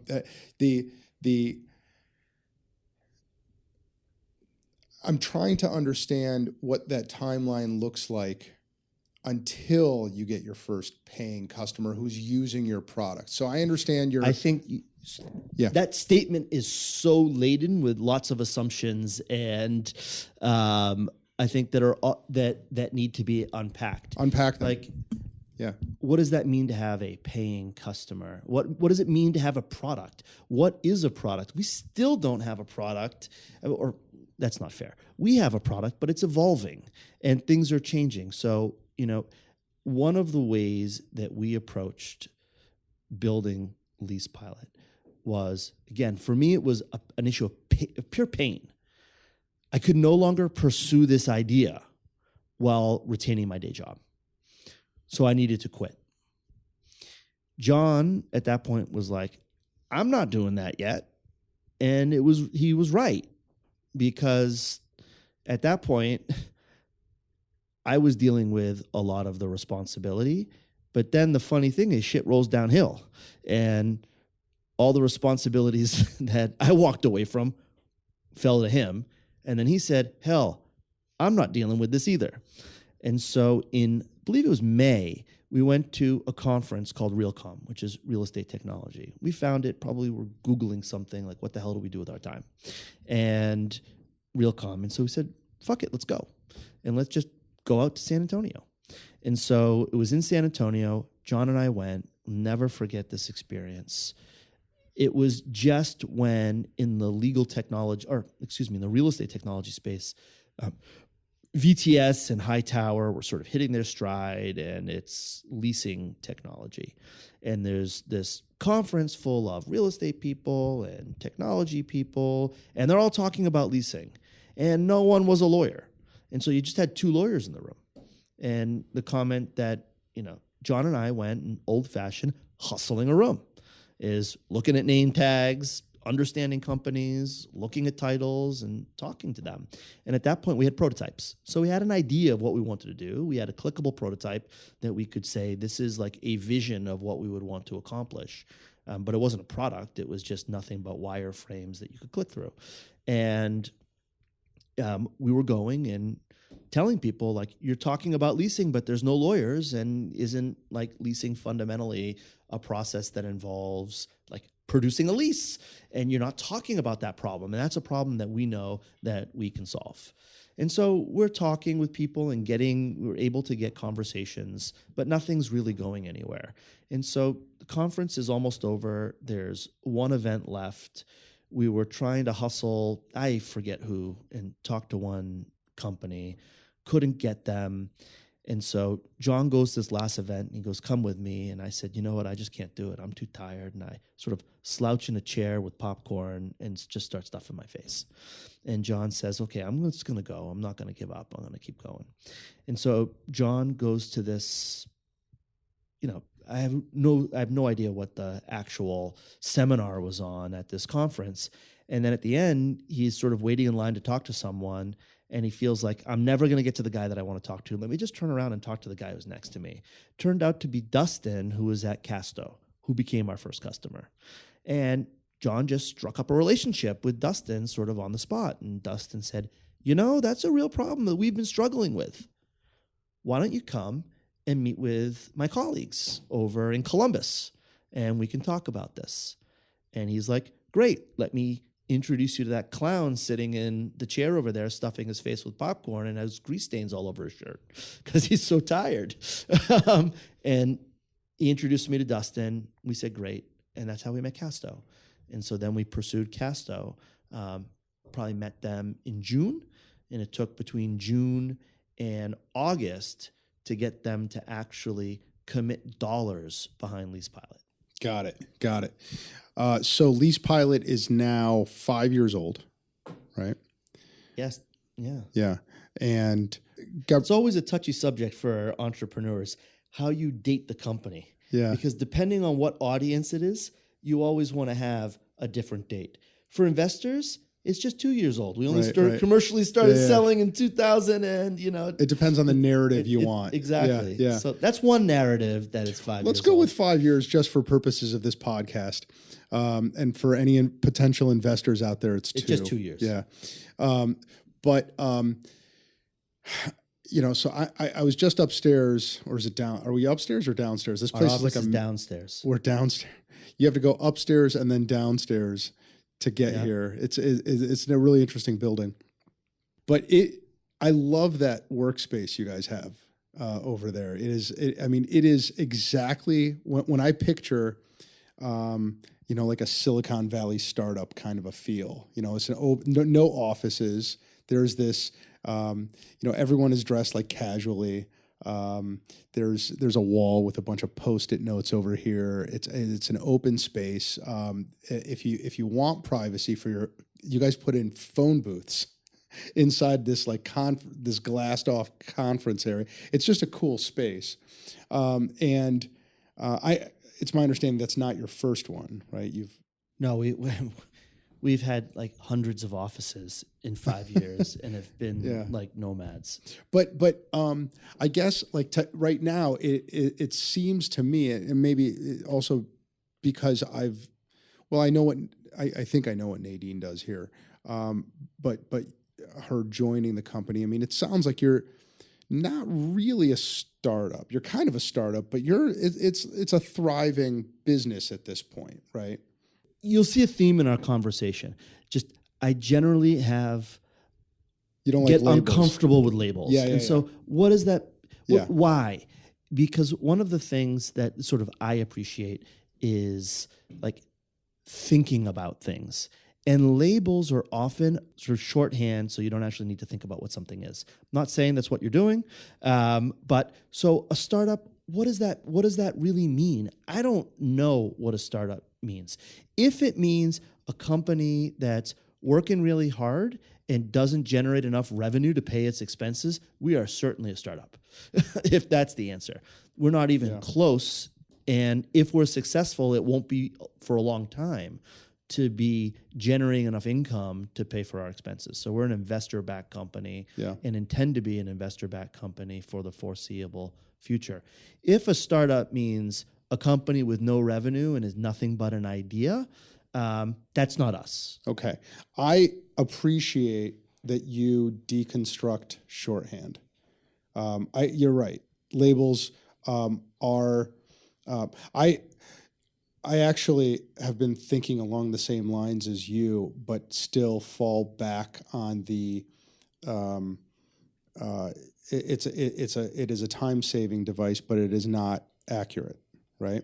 And it's open to interpretation. So I'm glad that you defined it that way. But talk about let's go with the 5-year definition, right? You've been around for 5 years. What were some of the most memorable, impactful, meaningful events in the 5-year history of LeasePilot? What are the things that stand out for you? Oh my God, there's so many of them, and they've been so different at different points of time. It's been a long time now since John and I split and no longer working with John. However, when I think back to a lot of the most impactful moments, it was at that early stage where everything from that meeting with Dustin that John had, getting ghosted by CH, and I hope you're listening to the CH. What does that mean, ghosted by CH? Ghosted. Well, CH is a person. Okay. He became our first customer. Love him dearly. Best guy in the world. Yeah. Huge advocate for LeasePilot. But after we had the opportunity to meet him with Dustin, And then he said, yeah, this is a really good idea. I like it. And then at a certain point, when you start learning about sales, you realize that as you get closer to actually doing something with anyone, your risk increases. And as your risk increases, the probability that the company you're pursuing will ignore you becomes increasingly high because they're exposed to risk. So CH, what I presume was happening, was starting to feel risk and said, you know what? These are two guys that have no business experience and that have a couple of wireframes with double-sided sticky tape and bubble gum, pulling it together. And they want to take control out of my whole leasing process for 24 million square feet and control my revenue. I don't think that's a good idea. And so I'll remember that. So he ghosted us for probably 5 months. And I'll never realize that CH is going to be at a conference it's a big insurance company in Columbus. Nationwide is at the ICSC Midwest event in Nationwide Arena. And so John and I said, let's get on a plane and get there and just get on him and not, corner him and not let him leave until we get this thing back on track. And so I just remember sitting in part of the what was the name of them again? Nationwide. Yeah. The Nationwide, their conference area, and sitting on these couches, like in the side area, and just saying, sitting there with CH and just saying, how do we get this put together? And just building that trust through that conversation where he finally sort of got over the hump. Yeah. And we got him to sort of sign up and be a LeasePilot customer with the nothing that we had.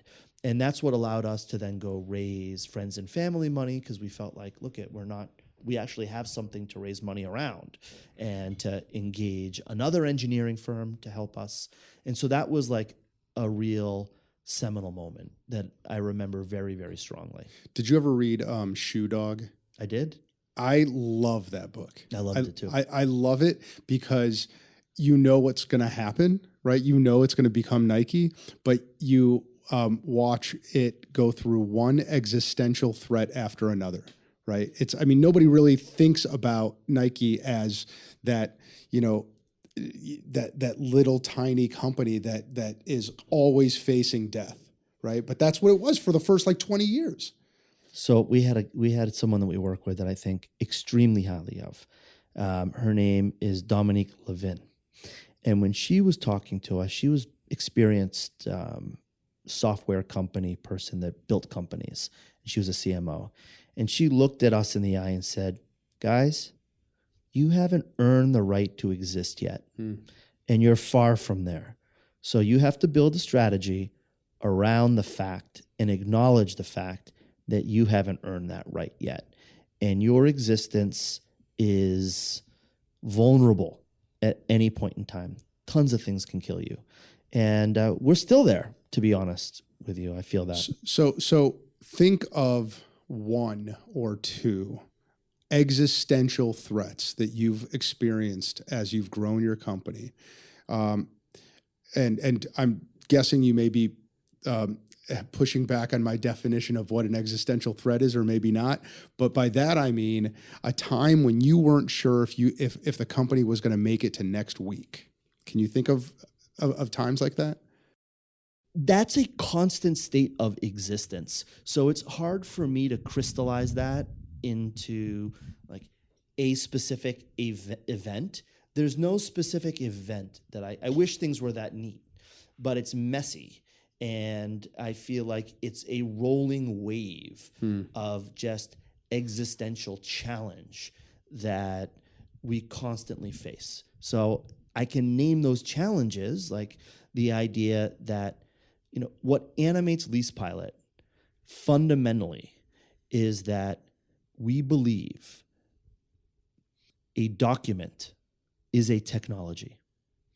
And a document is an ancient technology that exists. One of the many reasons it exists is to capture, store, and transmit transactional information. To capture it, some people talk and negotiate it and write it down, and you can see, okay, this is what we agreed.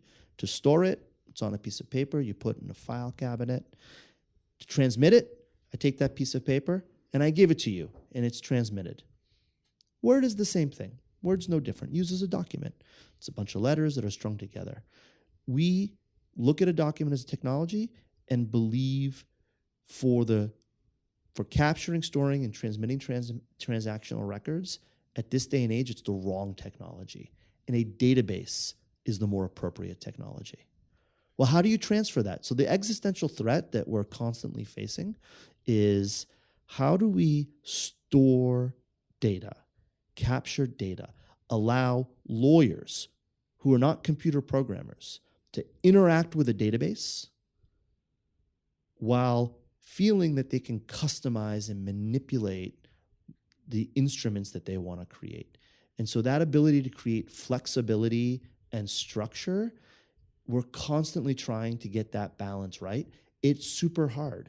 And we go through instances where we have these customers that will send us emails. I can't do this, I can't do that. And my heart falls into my stomach when I hear Nadine and she'll say, oh, Hope called and we have another issue with this. And I'm like, are we going to make it? Like, are we going to find that balance to be able to achieve that? So there's no specific event. It's just a constant struggle.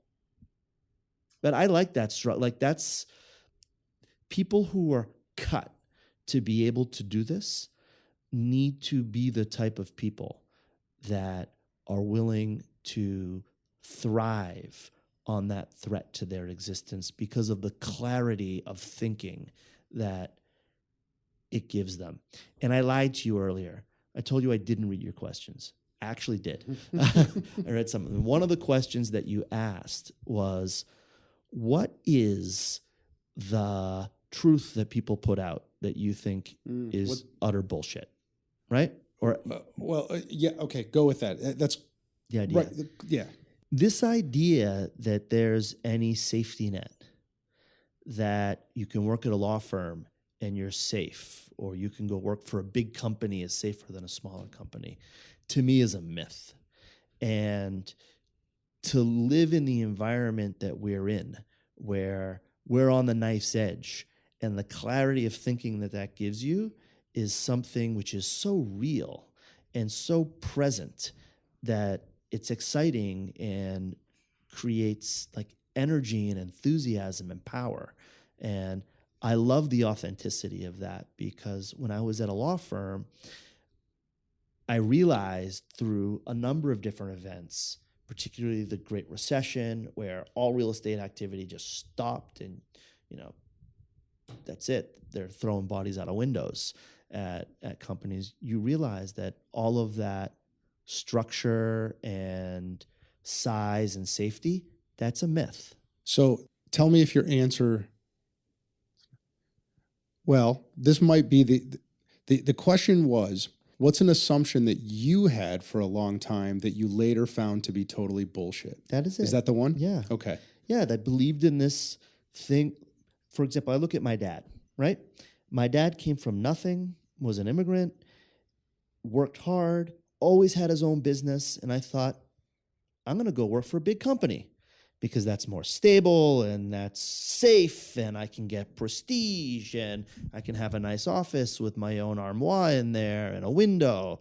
And that's really a bunch of window dressing to create this aura of stability, which really isn't there. And it breaks my heart when you see people who have lived by that myth only to learn at a point in life when it's too late, when that myth is sort of knocked out of their imagination and they realize that's all it is, how painful that can be. Fortunately, I had some of those experiences relatively early on that disabused me of that myth. Like what? Like the Great Recession. You really can't go through that experience. I had a kid on the way, actually didn't have a kid on the way at the time. But I got laid off with a group of lawyers getting laid off from a large law firm. And then after that, I had to hustle for a long time. And that's how I was able to, get recognized at a subsequent firm that I could build a practice, because during that period of time, I just had this illusion that I could work at a law firm and I could be, as long as I was good at doing what I was doing. There was a law firm has work, and you just do that work, and you get paid really well for it, and you're somewhat important, and you can have a nice car and a nice house and maybe a dog and a fireplace and all of those wonderful things. And then the Great Recession happened, and I had to go out and hustle to build relationships. That's probably one of the most productive times of my life. Do you think there's a recession coming this year? I have no idea. It's not in my area of expertise. I went to a seminar a week and a half ago. It was given by one of the talking heads you see on CNBC all the time. It says guaranteed. It's a lock. It's going to happen. So you shouldn't believe anything he has to say. Correct. I think that you can lie with statistics, and I think you can cherry pick data pretty easily. And fundamentally, I think there are, pretty much any time you turn on the TV, pick your channel, and you'll find somebody arguing both sides. Right? I just don't think I don't have the expertise. That's not what I do, and so I don't know. Well, but let me ask the question differently. If a recession hit this year, how does LeasePilot weather it? Is it poised to be? I mean, there's an argument that it's in a great position because what do recessions do? They act like brush fires, and they get rid of inefficiencies, right? I don't think it. So it might make hiring easier when we need to hire. I think it's largely irrelevant. Our fundraising and financing is in place for the next, period of time, and it's there. I don't think our revenue, like the scale that we're operating on, is small enough that it's opportunistic still. And so the opportunities that we have, I don't believe are going to be fundamentally changed because there's a recession. Maybe we'll have a better opportunity, but maybe not. I can't game those things out in my head, and I think but at the end of the day, I don't think it's a huge impact on us. Let's talk about being a CEO. I often will say, I love talking to other CEOs because I feel like they understand my stresses and I understand theirs better than non-leaders, non-founders, right? Non-CEOs. Well, founder and a CEO are two very, very different things. Agreed. I'm using, so for purposes of this question, I'm putting them in the same group because I do believe that we have a different set of, I think there's different wiring there. I think that you have to deal with stress differently. I think that there are emotions that you feel, and there's things that stress you out that employees who are not leaders don't experience. Okay. I mean, I've often said, until you've experienced the stress of possibly missing payroll and then having all of your employees bounce their mortgage checks, right? That's a stress that someone who is not the CEO, someone who is not the founder of a company, right, will never experience. There's an isolation. There is a unique kind of stress, I guess. So all of which is a long-winded setup because I want to talk about what your CEO and co-founder experience is like. Number one, how is it different today than it was 5 years ago, if at all? Well, there's no CEO when you're two people. So you can be a co-founder. I actually think in my mind, the distinction between the two is very, very important. A CEO is a manager, fundamentally. And so you need to have something to manage. You need to have people to manage. You need to have processes to manage. It's not fundamentally a creative position being a CEO. You can be a bean counter and be a CEO, and that's not a criticism. I think bean counting and being efficient and lean is super important. A CEO empowers people.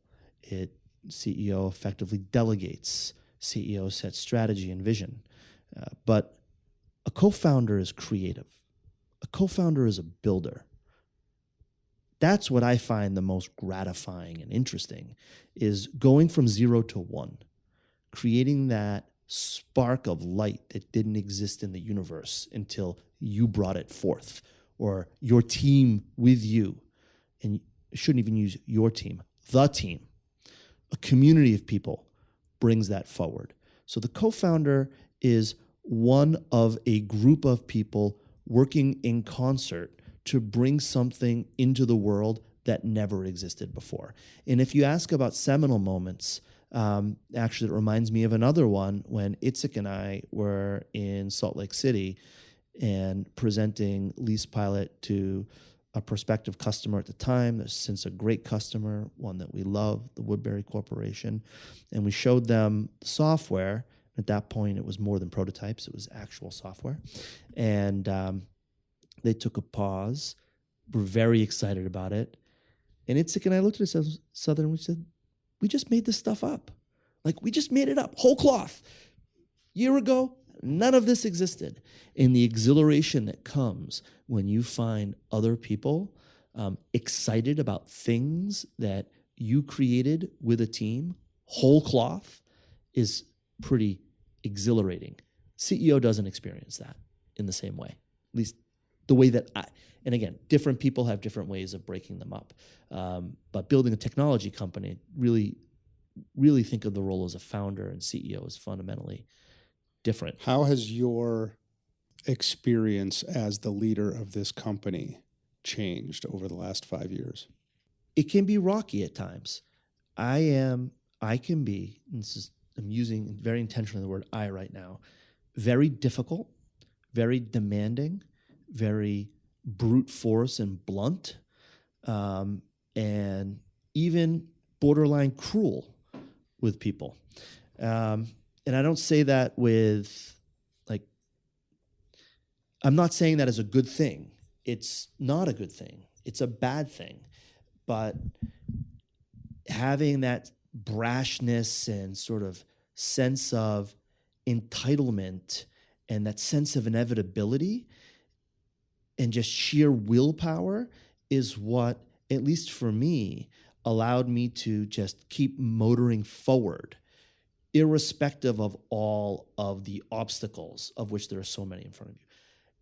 And that's a very bad set of attributes to have as a CEO. Because as a CEO, your job is to bring people up so that you have a team that can collectively execute on a vision. And so when you just have this brute force approach of being so forceful, you can break people. And I broke people, plenty of people. And that wasn't a good thing. How have you dealt with that? I have a really hard time in my company when people leave. I take it really personally. And whether it's, I take it much easier when I have to let them go, even though I still take that personally because I hired them and I didn't train them or whatever. Anytime somebody leaves my company, I take it hard. How do you take it? How do you think about it? I don't take things hard like that because that's over. It's in the past. I'm just moving forward. I haven't had that experience, to be quite honest with you. I've broken people, which left them incapable of doing their job so that they've had to be let go. And there have been talented people that, for whatever reason, my working style, the intensity that can come with working with me, was too much for them, or even too much for them is it's egotistical the way that I'm saying it. But the way my working style made it impossible for them to be effective. And that is a bad manager, because a good manager's job is to take raw talent and to make it as successful as possible. And so that's something that I've struggled with and that I've worked hard. I mean, you can talk to Nadine about that. Like, Nadine was deeply unsatisfied with her job for a long time because she found it very difficult working with me. And so we've worked hard together, just acknowledging that we both care about LeasePilot, that we're both invested in making this company successful. And so we engaged in a super productive conversation that I think has made me a CEO, to understand, like, how do I actually build people up rather than just break them down? So the question before that I asked was, what's an assumption you had for a long time that you later found to be totally bullshit? This question is, what's a misconception people have about you? That's a good question. I don't know enough about what people think about me. Well, what have people said to you that leads you to know that they misunderstand you or misunderstood you? It's a great question. It's a thoughtful question.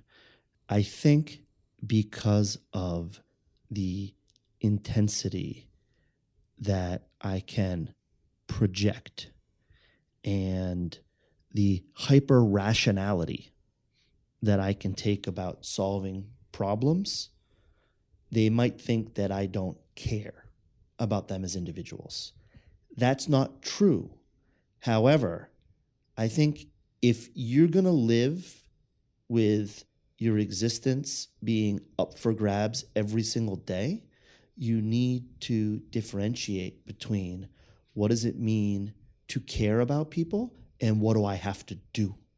And so because of the responsibilities that I have to investors, to employees, to friends and family that staked a lot on LeasePilot, I have to do the right thing and make the decision, no matter how painful it is, to drive this company forward. And I'm not going to brook that obligation. Now, I might not always express to people that there are like human consequences to that you don't feel good about.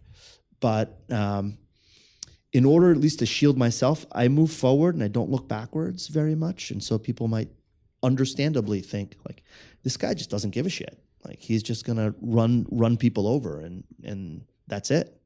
Let's go into the lightning round. Gabriel, what is the non-religious book or author whose words you apply the most in your life on a day-to-day basis, and it can't be Richard Siskind?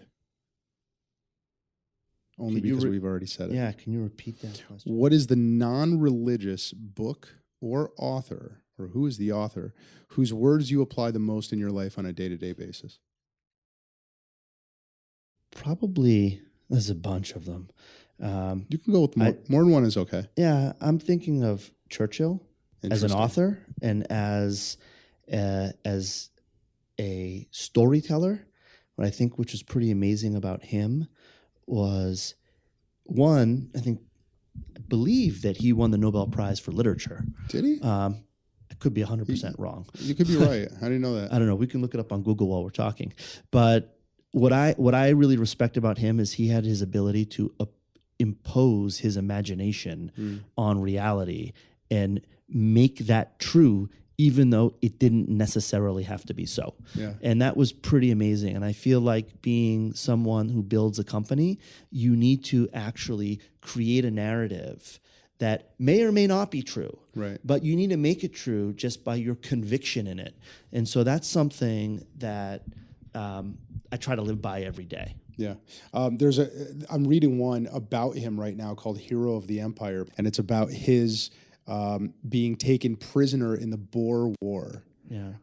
And his escape, and it's fascinating. I mean, it's like Indiana Jones. It's the craziest thing. Anyway, it's funny because there's been a couple things that you've said in the last hour that made me think of Steve Jobs, and that was one of them, right? You bending reality, right? You have to believe that it's true. Other people might think that you're crazy, right? But the way you just described... It can be very dangerous, too. You can die of cancer because of that. Oh, that's right. That's right. Because you can't bend reality. So you can only so far you can bend it.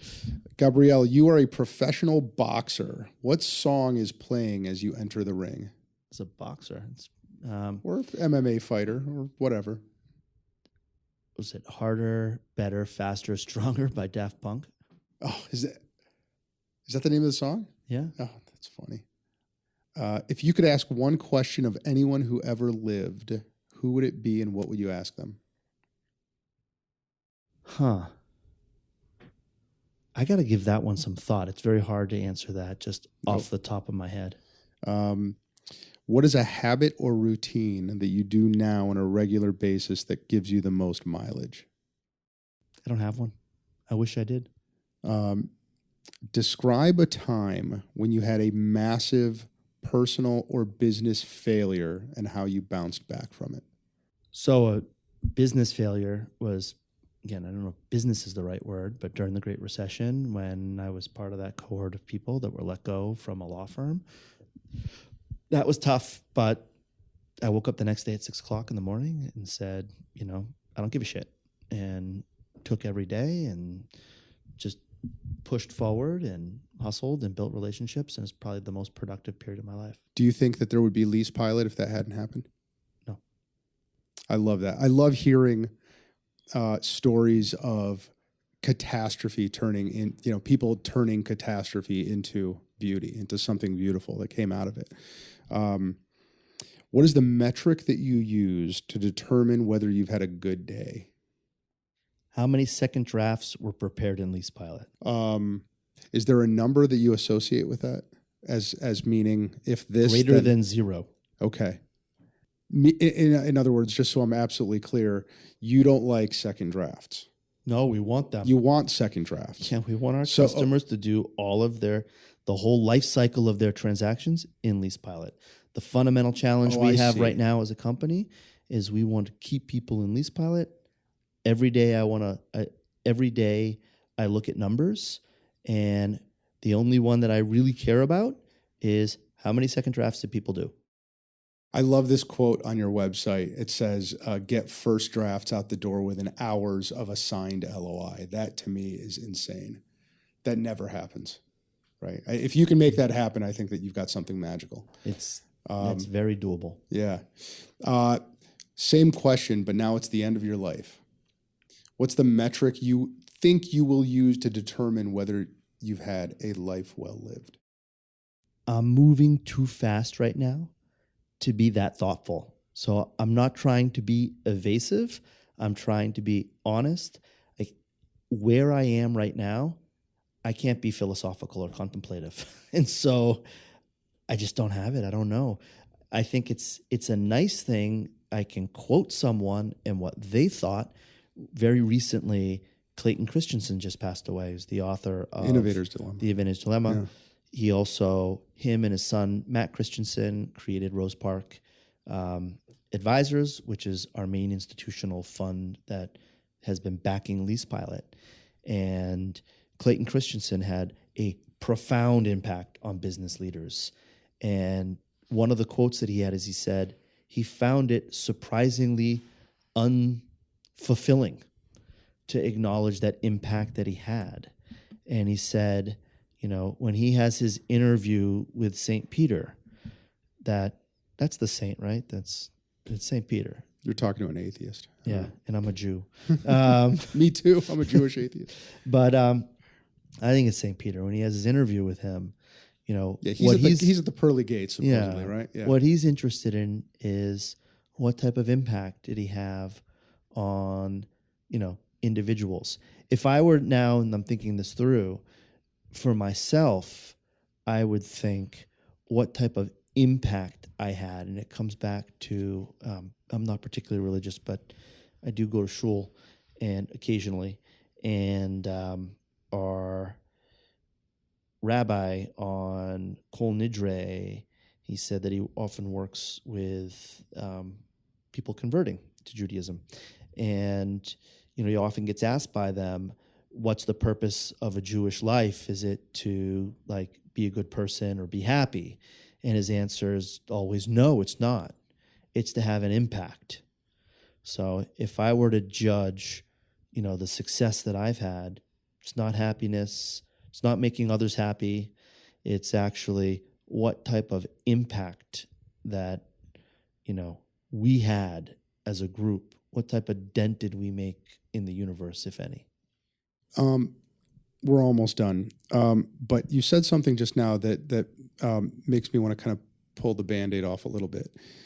You said, I'm moving too fast right now to be contemplative or philosophical. Do you mean that right now, or do you mean in general? At this point in my life. So do you ever stop and think maybe I'm moving too fast and that I should be a little more I'm just asking the question. It's I'm a not it's a good evaluating anything, but like, do you ever wonder if maybe you ought to slow down and be more contemplative? So when I first thought about, when I first left practicing law, I said the greatest thing about leaving practicing law is I now have time to think. And so I enjoy thinking.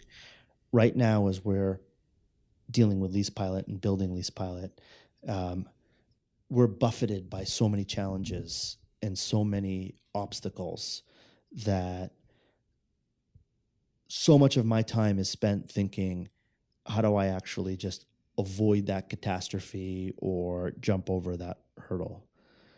That said, one of the criticisms of me that I received from a coach that I had been working with was that I need to create some space because I could be missing big things. And that's a CEO thing, which is that as you're managing an organization, you're thinking, if I'm too in the weeds, how do I get out of the weeds and think about the big picture so I can avoid traps that cost years, not worrying about small things. And that's a huge struggle to free up that time to think that way. The way that you do that is ultimately building people up and allowing them to take over big segments of the business so that I can think on that level. We're just not there yet. And so it's very hard to do that.